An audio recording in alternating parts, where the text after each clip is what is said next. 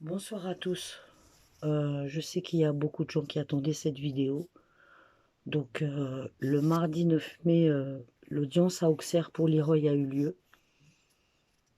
Et je vais vous donner donc lecture de la note, de ce que j'ai relevé, quoi. Enfin, de ce que j'ai noté, de ce que j'ai écrit.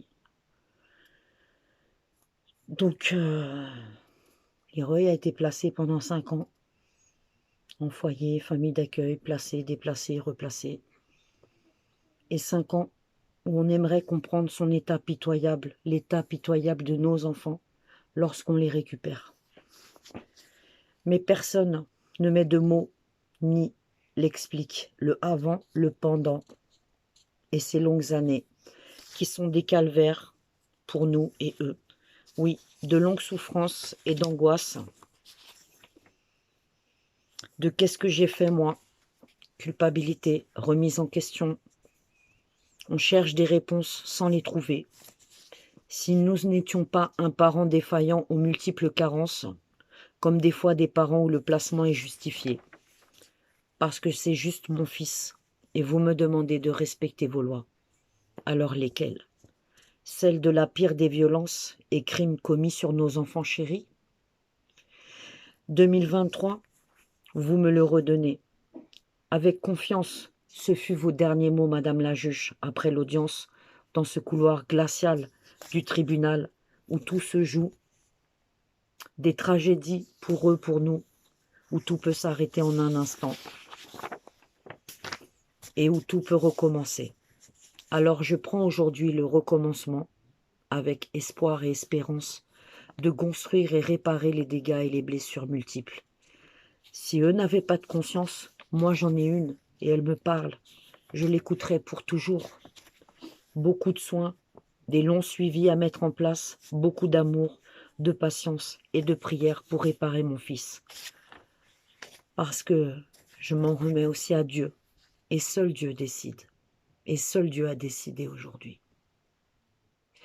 Maintenant, vous me verrez un peu moins, parce qu'il me faut prioriser mon fils, écrire et vivre chaque instant si précieux, et accompagner Leroy au mieux dans sa vie, son quotidien, sa scolarité.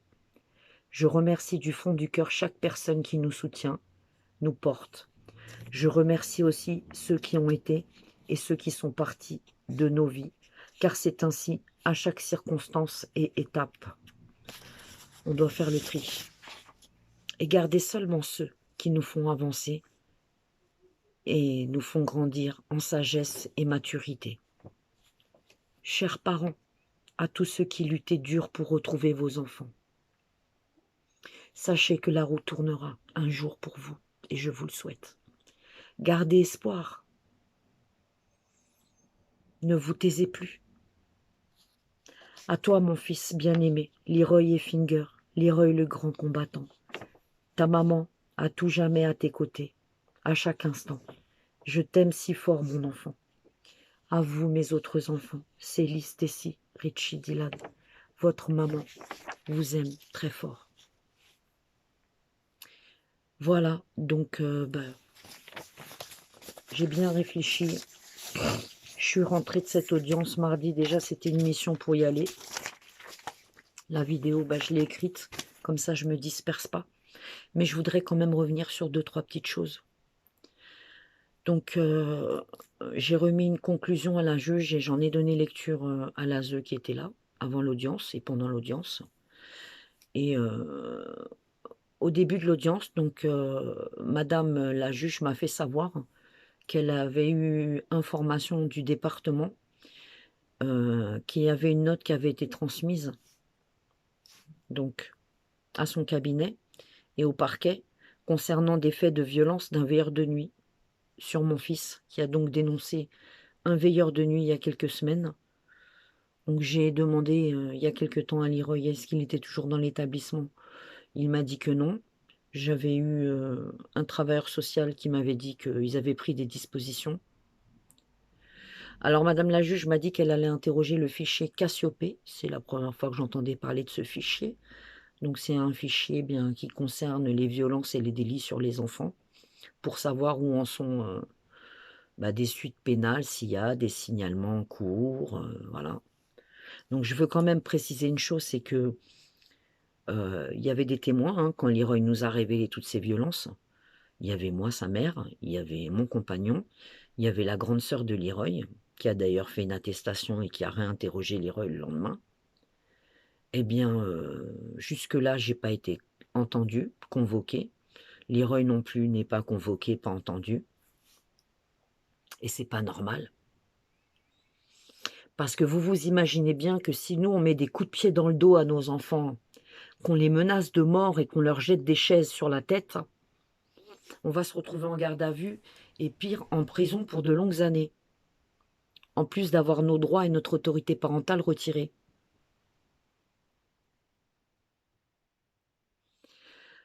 Donc vous comprenez mon désarroi et le désarroi de beaucoup de parents en fait, parce que bah, quand ils sont placés, tous les coups sont permis, toutes les horreurs sont admissibles et couvertes, que ce soit des violences sexuelles, que ce soit des maltraitances de la part de certains personnels, que ce soit des familles d'accueil ou des foyers où il se passe des choses effroyables. Eh bien la justice, elle n'est pas là. Elle ne fonctionne pas. Elle ne fonctionne que dans un seul sens. Poursuivre des parents en diffamation ou pour outrage, faire condamner des parents qui tentent de protéger leurs enfants quand ils sont victimes de violences graves de la part de leur père. J'aurais bien envie de citer Gladys, donc qui va être en procès le 24 parce qu'elle a voulu protéger son enfant. Et puis d'autres mamans comme Priscilla Majani et d'autres. Des magistrats qui reconfient des enfants à des parents défaillants, pervers, dangereux. Des mères comme moi, qui veillaient bien sur leurs enfants, mais qui dérangent ce système, parce que je dénonce depuis le 17 mai, ça fera la 14e année que je suis partie quand même en guerre contre ce système qui détruit nos enfants et nos familles. Et que voilà ce qui se passe quand ils sont placés. Donc vous vous imaginez bien que quand on les récupère quelques années après, ils sont pliés, brisés, abîmés, et que on nous demande de les faire suivre, d'aller voir des pédopsychiatres, de les médiquer aussi s'il faut, hein. C'est la faute à pas de chance. C'est terrible, hein. Et malgré cela, il faut rester calme pendant les audiences, parce que faut surtout pas braquer la justice. À défaut, on n'a plus de droits, on voit plus nos enfants pendant des années. On en est là avec ce système judiciaire et cette protection de l'enfance. Donc en fait, si on réalise bien, il y a plus de gosses pétés en foyer, en famille d'accueil, que pétés dans leur propre famille. Donc comprenez qu'il y a un sérieux problème avec ces organismes et cette institution, mais qu'il y a surtout un gros problème avec le système judiciaire pour protéger les enfants. Donc il y a un gros travail à faire du côté de la justice, si justice existe, bien sûr. Parce que pour ma part, à part la justice divine, j'en vois pas d'autre. Voilà, voilà. Donc, vous m'enverrez désolé si je suis très peu disponible, qu'on a du mal à m'attraper, que j'ai du mal à rappeler les gens. Mais en fait, récupérer un enfant bousillé, explosé, c'est un travail à plein temps, des fois même de nuit, parce que moi, mon enfant, il fait des cauchemars, il se lève la nuit. Donc, c'est un travail H24. C'est beaucoup de force, c'est beaucoup d'énergie. C'est un mental d'acier pour être zen, pour gérer son enfant. Et je suis désolée. Voilà. Donc aujourd'hui, je dois prioriser mon petit garçon. Ceux qui comprennent, merci beaucoup. Ceux qui ne comprennent pas, tant pis pour vous. Je changerai de direction, de chemin. Voilà. Je tiens à remercier toutes les belles personnes qui me soutiennent, qui m'ont soutenu, qui sont là depuis des années. Et relayez cette vidéo. Je reviens vers vous très prochainement. J'attends donc la décision de la juge, mais un retour à domicile de Leroy avec un travail avec un éducateur qui passera à la maison. Donc comprenez bien que c'est pas fini. Mais c'est pas un problème pour moi de travailler avec ces gens. À partir du moment où tout est limpide et tout est clair, et que c'est pas ma parentalité qui est remise en cause, mais l'état de mon fils aujourd'hui, qui plus est, n'est pas de ma responsabilité puisqu'il n'était pas en mes mains. Oui, il va falloir réparer. Et oui, il va falloir qu'on travaille ensemble.